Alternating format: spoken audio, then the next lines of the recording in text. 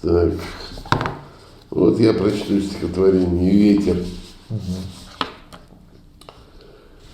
Чайку, подсвеченную закатом, подхватило и отнесло куда-то.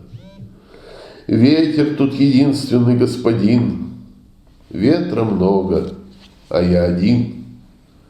Мерно с прилива снимает стружку и увлажняет глазную дужку, то бишь вместилище прежних дней и маслянистых вдали огней. Только кому же оставлю в наследство вольное в летние месяцы детства судьбы товарищей, верность подруг, ставших еще драгоценнее вдруг?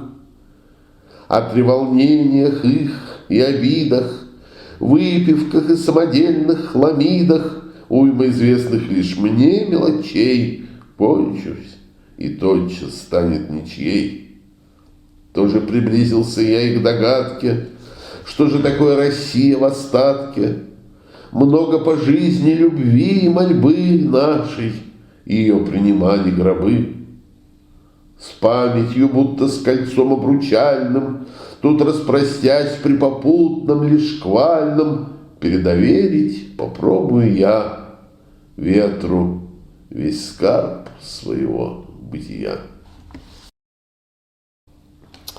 Одно стихотворение, оно называется «Евразийское». Да, вот.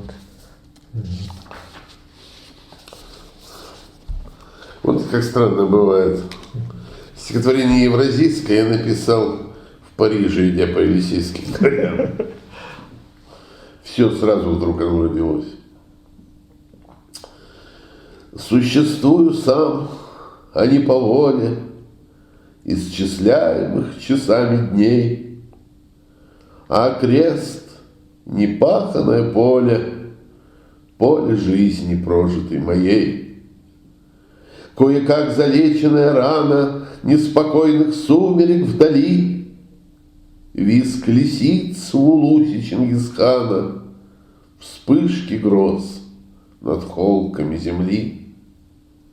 Кто-то вновь растерянных смущает тем, что ждет Россию впереди.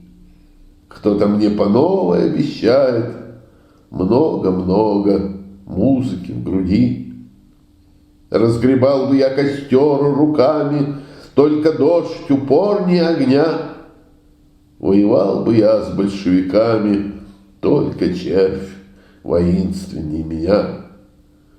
Взятую когда-то для прокорма нам тысячелетия спустя языки стихающего шторма возвращают гальку шелестя. А в степи, в солончаках всю зиму не поймешь средь копий и корзин, то лякым соперник Муэдзину, то лякым вторит Муэдзин. Отлично, спасибо большое.